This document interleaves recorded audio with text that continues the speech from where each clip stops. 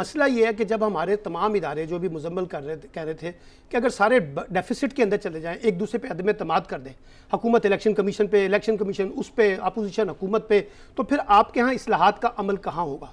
होना तो असूली तौर पर ये तीनों को ही बैठना है ना, इलेक्शन कमीशन को भी बैठना है, अपोजिशन को भी बैठना है और अब हुकूमत को भी बैठना है, और जिसकी जो सिफारिशात है उसके मुताबिक आगे चलना है। अब यहाँ मसला अना का बन गया है।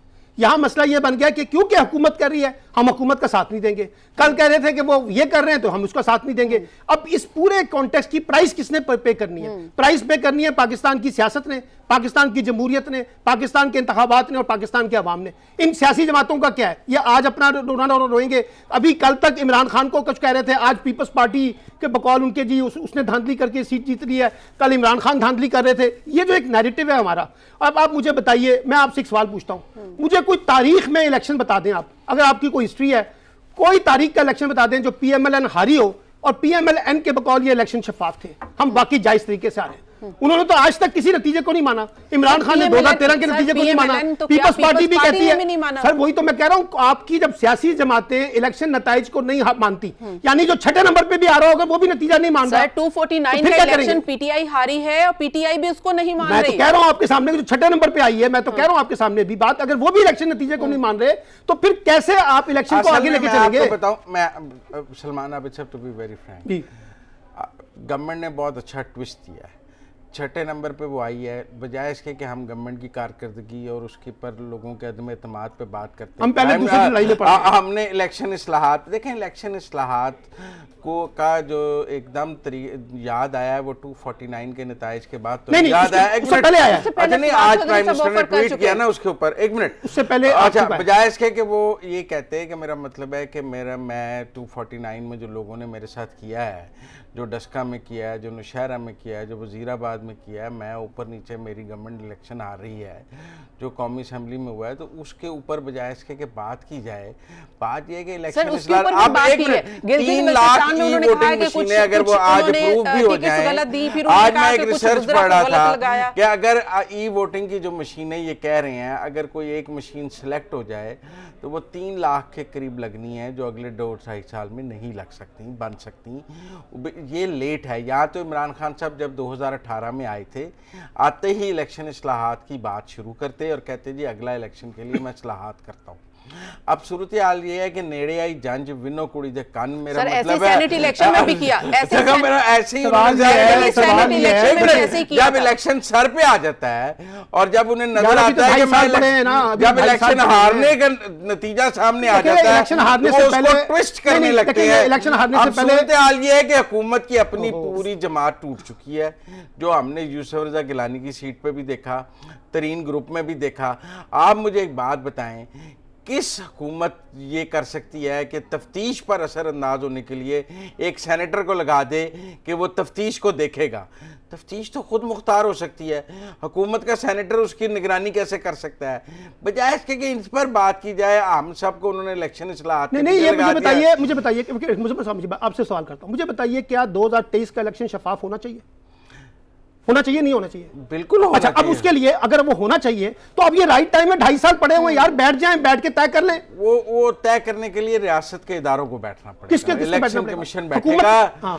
देखें, इलेक्शन किसने कराना है? हुकूमत ने तो नहीं कराना, इलेक्शन हुकूमत ने कराना है। सर इस्लाहात कौन करता है? सर इस्लाहात हुकूमत करती है, कर ले, किसकी? कानून बना ले। नहीं देखिए, हमारे पास तो यहाँ पे एक मिनट, हुकूमत की अक्सरियत है ना, कानून बना ले। तो सर मैं आपसे ये कह रहा हूँ कि आप मुझे रोका किसने? सब मैं बताता हूँ किसने रोका है। अगर आज पार्लियामेंट से कोई चीज पास हो जाए, आपने कहना सबसे पहले कि तमाम अपोजिशन को बिल्डोज करके किया गया, तो अभी तक किया नहीं, ऑर्डिनेंस जारी कर ले। अभी तक ये हुकूमत कैसे चलाते हैं? आपका ख्याल ये है कि इलेक्शन कमीशन के, आप ये कहते हैं कि इलेक्शन की इस्लाहात जो है वो बिल्डोज करके करवाई जाए, अदरवाइज इलेक्शन कमीशन के यहाँ गुफ्तगू होगी। तो इलेक्शन कमीशन कर ले, इलेक्शन कमीशन को रोका किसने? इलेक्शन कमीशन को लिखे क्या हम इलेक्शन इस्लाहात पर लिख के दिया हुआ अदालती कमीशन ने, अदालती कमीशन ने लिख के दिया करना चाहती है वो इलेक्शन कमीशन को कहे कि सारी पार्टीज को बुला के इजलास कर ले। भाई मैं ये कह रहा हूँ इलेक्शन कमिश्नर इजलास बुला लेंगे तो यार वहां साहब आ जाएंगे। अच्छा, उनको रोका किसने? मैं तो आपसे ये पूछ रहा हूँ भाई, उनके सामने तो अभी गवर्नमेंट ने अपना केस रखा ही नहीं। गवर्नमेंट का केस छोड़ दें, अभी गवर्नमेंट ऑपोजिशन को निकाल दें। क्या इलेक्शन कमीशन को इस बात की समझ है? हो सकता है इलेक्शन कमीशन तो देखें, आप ई वोटिंग के लिए शायद अभी तैयार ही तो नहीं। नहीं है तो वो बता दे, ऐलान कर दे कि जी हम नहीं करना चाहते। उनसे किसी ने पूछा है? किसे? तो वो बता तो गए, और बहस हो रही है। पूछा है किसी ने? सुप्रीम कोर्ट ने उनके कहा पास था गया है? इलेक्शन कमीशन को वो कि भाई आप बात आप है, हमारे है। टॉक शो के नतीजे में कह रहे नहीं, हैं। हमारे टॉक शो के नतीजे में नहीं गवर्नमेंट कहना। उनके पास जाए ना सर, बात गवर्नमेंट ये जाके है- उनसे बात करे। किनसे?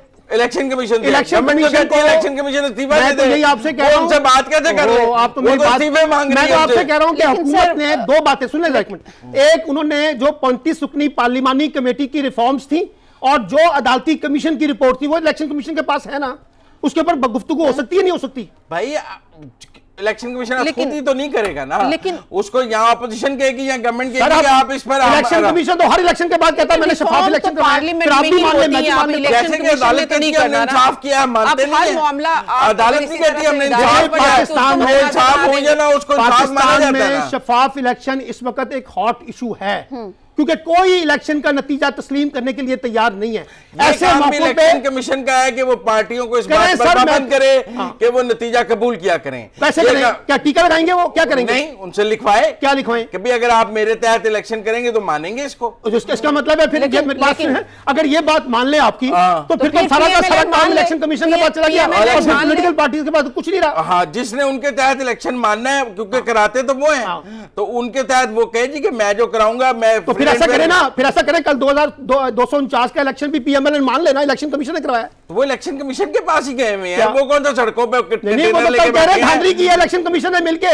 नहीं, और उन्होंने उसके दरखास्त बाद इलेक्शन PTI ने कमीशन भी को ही कहा दी है ना रिकाउंटिंग की। सर वो रिकाउंटिंग के अलावा वो कह रहे हैं कि सईद वो गनी कह रहे साहब हैं लोकल इंतखाबी अमले के प्रिजाइडिंग साथ लेके, लेकिन ना, अब बात लोकल ये है- प्रिजाइडिंग ऑफिसर किसका है?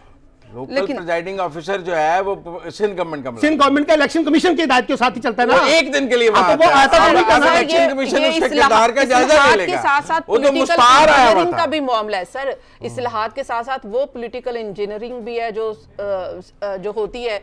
आपने भी देखा है कि माजी में भी खान साहब जैसे कि ने वज़ीर आज़म electables कह को रहे हैं ले मैंने गलत टिकटें दे दी जी इलेक्टेबल्स को ले लिया मैंने और गलत इसी तरह टिकटें से दी हैं गलत सारी। टिकट्स दे दी और उनका इशारा तरीन ग्रुप की तरफ था ना। सब वो ठीक है, वो टिकटें तो उन्होंने भी दी थी गलत। आपको याद होगा पीएमएलएन में नवाज शरीफ साहब ने कहा था मैंने जिन लोगों को टिकटें दी थी बाद में जाके मुशर्रफ लीग में शामिल हो गए थे सारे के सारे।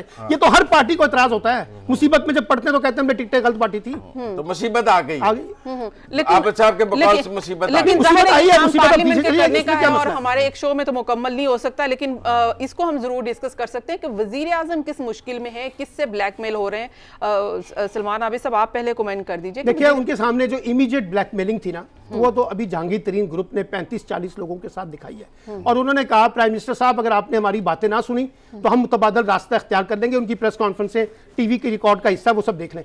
जिस दिन से प्राइम मिनिस्टर की और उनकी मुलाकात हुई है उसमें क्या तय हुआ है क्या तय नहीं हुआ इससे हटके अब इस वक्त आप देखें वो जो 35-40 लोग हैं अब आपको टीवी पे कमेंट्री करते हुए कहीं नजर नहीं आ रहे। या तो उनका मसला हल हो गया है या उनको इमरान खान साहब ने कुछ इस तरह से कह दिया है कि अब वो अगली बात करने के लिए तैयार नहीं है। बुनियादी तौर पे इमरान खान साहब ने ये जो बात की है कि अगर उनके लोग ये समझते हैं यानी जहांगीर तरीन ग्रुप कि हमारी वजह से मेरी वजह से मेरे ग्रुप की वजह से मरकज की और पंजाब की हुकूमत बैठी हुई है और अगर आपने हमारे मुतालबात ना माने तो हम आपको ब्लैकमेल करेंगे, तो उन्होंने कहा ठीक है कर ले। मैं राइट मुजम्मिल साहब क्या यही वजह है सिर्फ और सिर्फ जहांगीर तरीन ग्रुप एक की वजह वजह ये से भी है। ब्लैकमेल हो रहे हैं और प्राइम मिनिस्टर असेंबलियां तोड़ सकते हैं, क्या ऐसा है? ये कोई और भी वजह? फिक्रा तो ये है कि अगर हमें काम ना करने दिया गया एग्जैक्टली और मतलब कौन फिक्र- काम करने से रोक रहा है? मतलब अगर तो तरीन ग्रुप ने काम करने से रोका हुआ है तो मेरी अकल और समझ से बालातर है कि उन्होंने कैसे वजीर आज़म और उनकी टीम को काम करने से रोका हुआ है। देखिए अब सलमान आबिद साहब ने तो अपना नैरेटिव बिल्ड कर दिया सारा, लेकिन सवाल यह है कि जिस फिक्रे पे आप ये सारी गुफ्तगू कर रही हैं वो ये है कि अगर हमें काम करने ना दिया गया, काम से रोका गया। अब मेरी समझ से बालातर है कि तरीन ग्रुप राजा रियाज ने काम करने से कैसे रोका हुआ है, नज़ीर चौहान ने काम करने से कैसे रोका हुआ है। यही तो वजाहत तलब बात है। आप अपना तज़किया करें ना, आप अपना तज़किया करें ना। मुझे तो नहीं समझ आया कि खुद मुख्तार वजीर आजम को किसने काम करने से रोका हुआ है।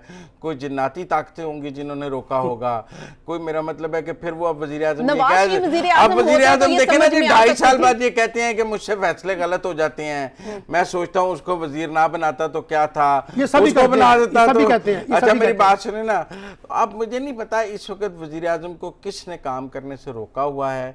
और नहीं, क्योंकि असेंबलियां ये तोड़ गवर्नमेंट तो सकते हैं। वन पेज क्या की बहुत वज़ीर-ए-आज़म बड़ी इस कदर दावेदार pressurized है। इस गवर्नमेंट के दौर में सिविल मिलिट्री रिलेशन आइडियल है।